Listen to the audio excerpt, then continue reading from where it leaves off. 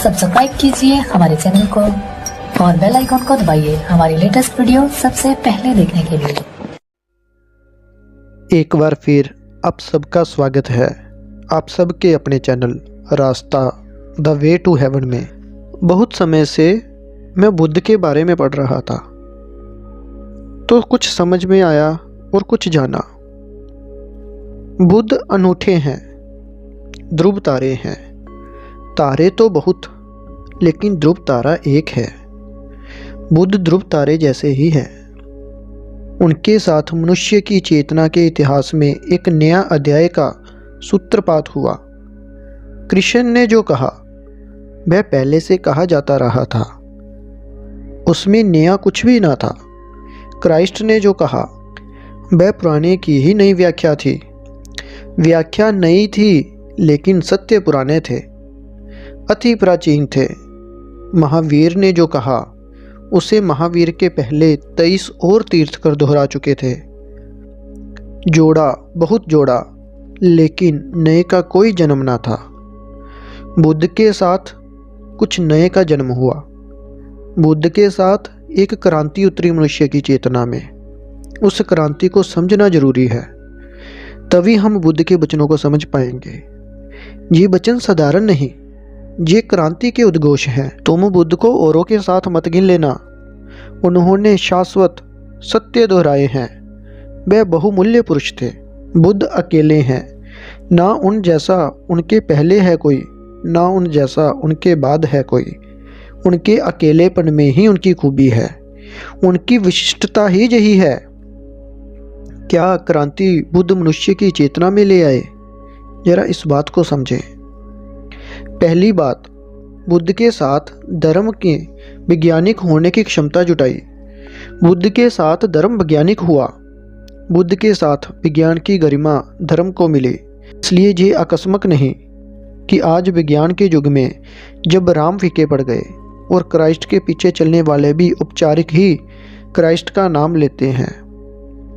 महावीर की पूजा भी चलती है, लेकिन बस नाम मात्र को।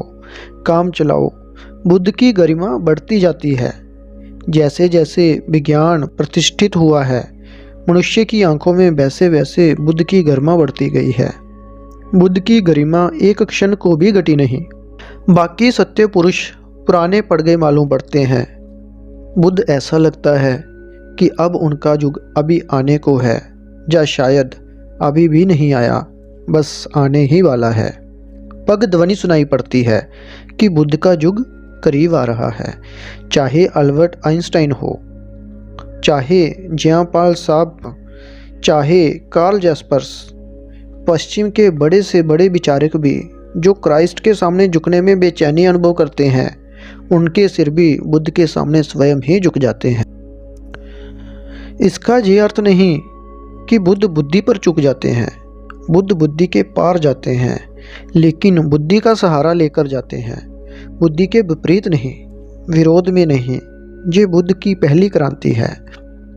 बुद्ध ने, जानते हो, भगवान की बात ही नहीं की थी, ईश्वर की बात ही नहीं की, परमात्मा का नाम ही नहीं लिया।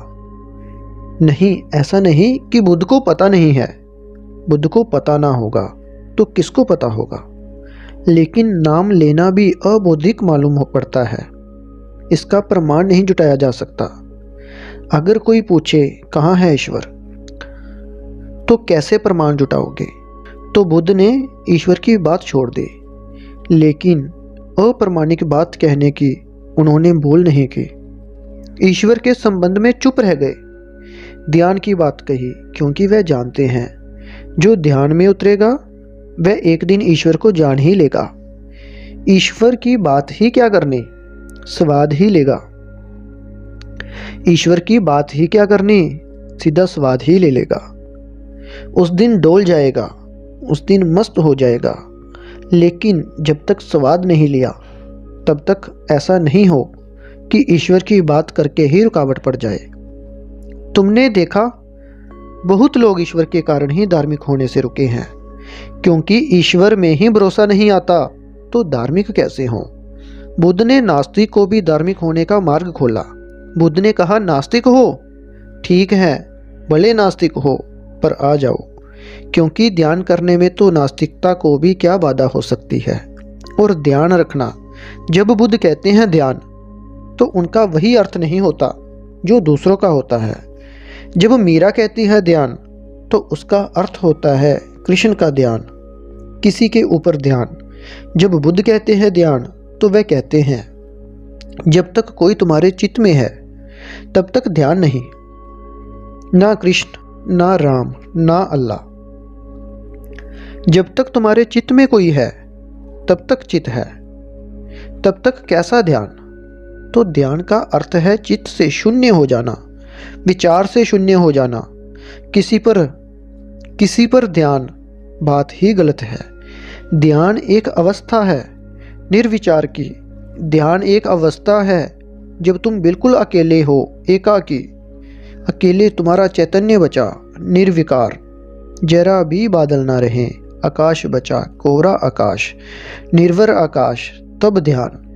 इस ध्यान को तो नास्तिक भी कर सकता है। इस ध्यान के लिए कोई श्रद्धा जरूरी नहीं। बुद्ध ने एक नया शब्द कहा, और वो शब्द है शोध। श्रद्धा नहीं, शोध, खोज। श्रद्धा का अर्थ होता है खोजने के पहले ही मान लो।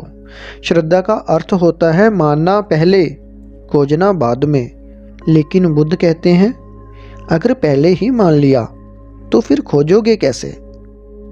फिर तो मान्यता ही बाधा बन गई। खोज का तो अर्थ है आंख खाली हो, कोई मान्यता ना हो, ना पक्ष ना विपक्ष। खोज का तो अर्थ होता है इतना ही बोध हो कि मुझे पता नहीं और मैं पता करना चाहता हूँ। तुम अगर आस्तिक से पूछो तो वह कहता है ईश्वर है, मेरी श्रद्धा है। नास्तिक से पूछो तो वो कहता है ईश्वर नहीं है, ये मेरी श्रद्धा है। आस्तिक और नास्तिक दोनों ही श्रद्धालु हैं। एक ईश्वर के होने को मानता है, एक ईश्वर के ना होने को। दोनों धार्मिक ना रहे। धार्मिक का तो अर्थ है कि आदमी कहेगा मुझे पता नहीं है, मैं अंधेरे में खड़ा हूँ, खोजना है। जब तक खोज ना हो जाए तब तक कैसे कहूँ कि ईश्वर है या नहीं? खोज हो जाएगी पूरी तब कहूँगा, निष्पत्ति तो बाद में आएगी। यही तो विज्ञान की प्रक्रिया है। विज्ञान की प्रक्रिया के यही चरण हैं: पक्षपात रहितता, धारणा शून्यता, अवलोकन, ऑब्जर्वेशन। लेकिन अवलोकन तो हो ही नहीं सकता। अगर तुम पहले ही मानकर चले हो तब तो तुम वही देखते रहोगे जो तुम देखना चाहते हो। तब तो तुम्हारी आंख तुम्हें वही दिखाती रहेगी जो तुम देखना चाहते हो। असंभव है। मैंने सुना है कि नसीरुद्दीन की पत्नी उससे बहुत परेशान हो गई। शराब और शराब और शराब, कोई उपाय न दिखे उसे शराब छुड़ाने का। तो उसे एक सूझ आई। नसीरुद्दीन रात लौटता है शराब पीकर घर। तब करीब का रास्ता मरघट से होकर गुजरता है। तो रात के नशे में डर इत्यादि तो खो ही जाते हैं। नशे में किसका होश कि मरघट है कि क्या। तो वह करीब के रास्ते से ही घर आता है।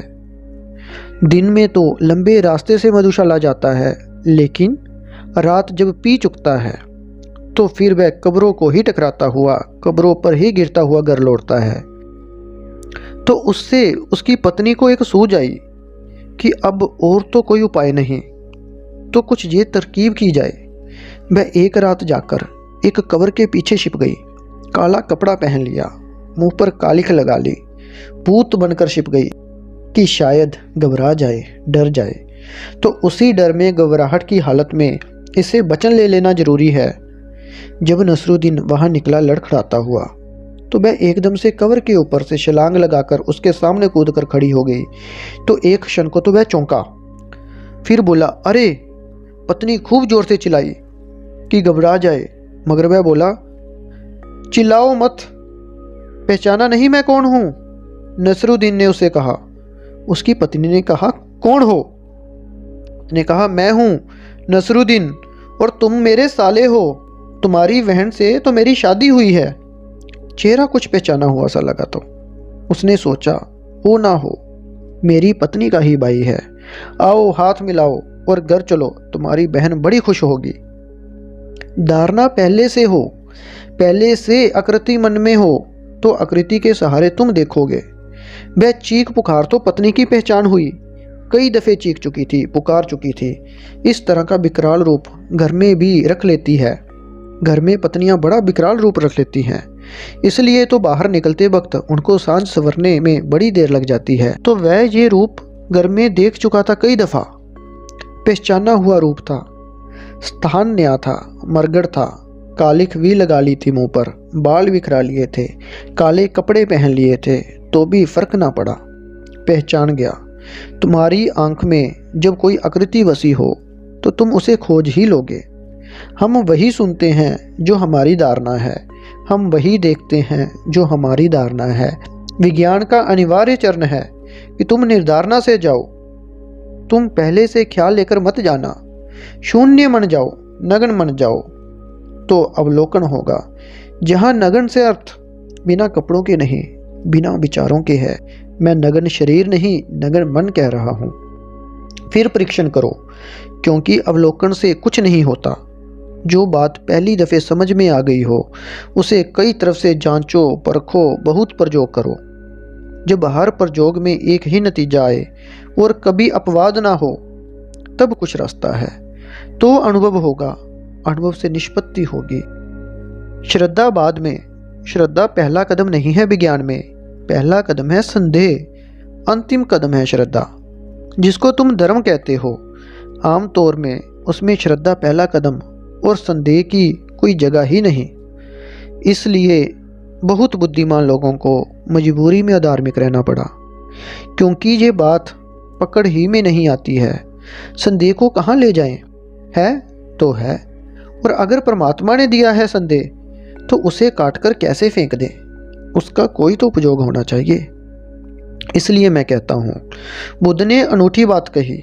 बुद्ध ने कहा संदेह का उपयोग हो सकता है, संदेह को श्रद्धा की सेवा में लगाया जा सकता है। संदेह श्रद्धा के विपरीत नहीं, संदेह के ही सहारे श्रद्धा खोजी जा सकती है। यही तो विज्ञान करता है, संदेह के सहारे श्रद्धा खोजता है। और वैज्ञानिक जब निष्पत्ति पर पहुंचता है तो संदेह का कारण ही नहीं रह जाता। सब परीक्षण कर लिए, अवलोकन कर लिया, सब तरह से जांच परख कर ली। एक बात हमेशा देखना, स्वर्ण और चांदी के बने अनूठे जूठे पात्रों को साफ करना हो तो राख का सहारा लेना पड़ता है। केसर कस्तूरी से थोड़े ही पात्र शुद्ध होते हैं, राख से ही शुद्ध होते हैं। और राख क्या शुद्ध करेगी? तुम कहोगे राख तो खुद ही शुद्ध नहीं है। ऐसे ही संदेह है, ऊपर से देखोगे राख, लेकिन अगर इसका उपयोग कर लो तो तुम्हारी आत्मा के रजत कनक के पात्र इससे शुद्ध हो जाते हैं। बुद्ध ने संदेह को शुद्धि के लिए उपयोग कर लिया, और कलाकार वही है जो व्यर्थ का भी सार्थक उपयोग कर ले। गुणी वही है जो कांटों को भी फूल बना ले। काट देना कोई गुण नहीं, उपयोग कर लेना, सृजनात्मक उपयोग कर लेना ही गुण है। विज्ञान कहता है निरपेक्ष रहो, कोई उपेक्षा लेकर सत्य के पास मत जाओ। आंखें खाली हों ताकि तुम वही देख सको जो है, यथावत तथावत। तुम अगर पहले से ही कुछ मानकर चल पड़े तो वही दिखने लगेगा, तुम्हारी कल्पना का प्रक्षेपण हो जाएगा। ऐसे ही एक बात याद आई। एक कहानी है, एक बूढ़े आदमी थे, अब तो वे चल बसे। महात्मा भगवान दीन अनूठे व्यक्ति थे। एक महानगर में कुछ पैसे इकट्ठे करने गए, कहीं एक आश्रम बनाते थे।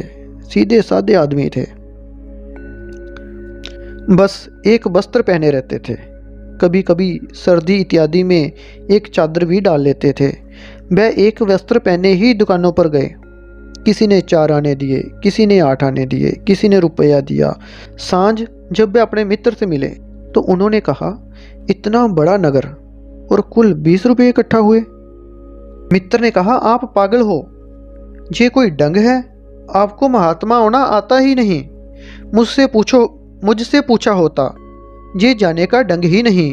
अब 2-4 दिन रुक जाओ, 2-4 दिन मत जाओ, लोगों को भूल जाने दो। उन्होंने कहा, क्यों, फिर क्या होगा? मित्र ने कहा, देखेंगे। 4 दिन बीत जाने के बाद अखबार में मित्र ने खबर दिलवाई कि बड़े महात्मा गांव से आए हैं, महात्मा भगवान दीन, और 4-6 मित्रों को कहा कि जरा डुग्गी पीटो, उनकी खबर करो गांव में। फिर 15-20 मित्रों को इकट्ठा कर दिया। मित्र ने कहा, इनको साथ लेकर अब जाएं, उन्हीं दुकानों पर जाना जिनसे 4 आने और 8 आने और 12 आने पाए थे। वे उन्हीं दुकानों पर गए। वे लोग उठ उठकर चरण छुए और महात्मा जी आइए, अरे महात्मा जी आइए, बैठिए, बड़ी कृपा की, अखबार में पढ़ा कि आप आए हैं। और 20-25 आदमियों की भीड़। जिसने 4 आने दिए थे उसने 500 रुपये दिए, जिसने 8 आने दिए थे उसने 1000 रुपये दिए। जब वह सांझ को लौटे तो 20 रुपये नहीं 20,000 रुपये इकट्ठे करके लौटे। मित्र ने पूछा, कहो कैसी रही? लोग प्रचार को देते हैं, विज्ञापन को देते हैं, लोग तुम्हें थोड़ी ही देते हैं कि तुम चले गए अपना एक वस्त्र पहनकर, 4 आने दे दिए, यही बहुत। तुमसे तुम्हारा वस्त्र नहीं छीन लिया उन लोगों ने, बड़े लोग थे वे, नहीं तो धक्का मारकर निकालते अलग, वस्त्र छीनते वो अलग से। मगर वह कहने लगे, आश्चर्य की बात है कि उन्हीं दुकानों पर गया और बुद्धुओं को ये भी नहीं दिखाई पड़ा। मैं पहले 4 आने लेकर चला गया था। अरे भाई देखता कौन है? मित्र ने कहा, वह 4 आने तुम्हें थोड़ी दिए थे, तुम्हें हटाने के लिए दिए थे कि जो भी हो चलो हटो, फुर्सत किसको है? धारणा, जब धारणा हो मन में कि कोई महात्मा है तो फिर महात्मा दिखाई पड़ने लगता है। चोर हो तो चोर दिखाई पड़ने लगता है। एक आदमी के घर बगीचे में काम करते वक्त उसकी खुरपी खो गई तो उसने चारों तरफ देखा। एक पड़ोस का लड़का जा रहा था, बिल्कुल चोर सा मालूम पड़ता था। उसने कहा, हो ना हो यही शैतान खुरपी ले गया। फिर 2-3 दिन उसने उसकी जांच परख की, जहां भी दिखाई पड़े तब गौर से देखे, बिल्कुल चोर मालूम पड़े। चाल से चोर, आंख से चोर, हर तरह से चोर। और 3-4 दिन अपने बगीचे में काम करते वक्त एक झाड़ी में पड़ी हुई खुरपी उसे खुद ही मिल गई। अरे उसने कहा, खुरपी तो यहीं पड़ी थी। फिर उस दिन उस लड़के को देखा, वह एकदम बड़ा सज्जन मालूम पड़ने लगा। ना उसने खुरपी उठाई थी, ना उसे कुछ पता था कि क्या हुआ है, लेकिन धारणा, जब तुम्हारी धारणा हो कि फलां आदमी चोर है तो तुम्हें चोर दिखाई पड़ने लगेगा। जब तुम्हारी धारणा हो कि फलां आदमी साधु है तो तुम्हें साधु दिखाई पड़ने लगेगा। ये सत्य को खोजने के ढंग नहीं। धारणा अगर पहले ही बना ली तो तुम तो असत्य में जीने की कसम खा लोगे। तो बुद्ध ने कहा, कोई धारणा नहीं, कोई शास्त्र लेकर सत्य के पास मत जाना। सत्य के पास जाना निर्वस्त्र और नगन। मैं फिर से कहता हूँ, मन से निर्वस्त्र, मन से नगन, तन से नहीं। शून्य दर्पण की बाती जाना सत्य के पास, तो जो हो वही जल के तो ही जान पाओगे। अब मैं तुमसे दूसरी बात कहना चाहता हूँ कि विज्ञान से भी कठिन काम बुद्ध ने किया, क्योंकि विज्ञान तो कहता है वस्तुओं के प्रति निरपेक्ष भावना रखना।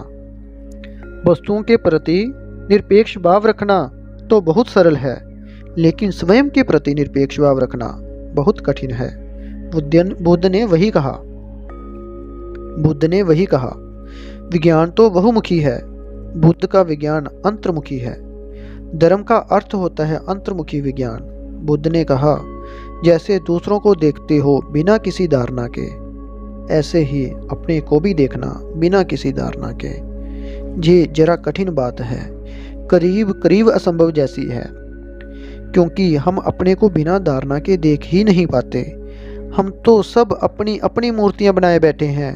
हम सब ने तो मान रखा है कि हम क्या हैं, कैसे हैं, कौन हैं, पता कुछ भी नहीं, बस मान रखा है। इसलिए रोज दुख उठाते हैं, क्योंकि कोई हमें गाली दे देता है तो हमें कष्ट हो जाता है, क्योंकि हमने तो मान रखा था कि लोग हमारी पूजा करें और लोग गाली दे रहे हैं। कोई पत्थर फेंक देता है तो हम क्रोधित हो जाते हैं, क्योंकि हमने तो मान रखा है कि लोग फूल मालाएं चढ़ाएंगे, लोग पत्थर फेंक रहे हैं। हमारी धारणाएं हैं, हमारी अपनी धारणाएं हैं। हमने मन में अपनी एक स्वर्ण प्रतिमा बना रखी है, कल्पनाओं की, सपनों की, इंद्रधनुष की। बुद्ध कहते हैं ये प्रतिमाएं भी छोड़ो, नहीं तो तुम आत्म साक्षात्कार ना कर सकोगे। तुम कौन हो ये धारणा छोड़ो, हिंदू की, मुसलमान की, ईसाई की, जैन। तुम हो कौन? तुम हो कौन? ब्राह्मण की, शूद्र की, क्षत्रिय, तुम कौन हो? साधु की, असाधु, ये सब धारणाएं छोड़ो। तुम निर्धारणा होकर भीतर उतरो।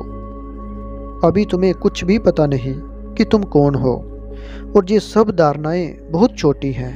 असाधु की धारणा तो व्यर्थ है, साधु की धारणा भी व्यर्थ है, क्योंकि जिसे तुम भीतर विराजमान पाओगे वह स्वयं परमात्मा है।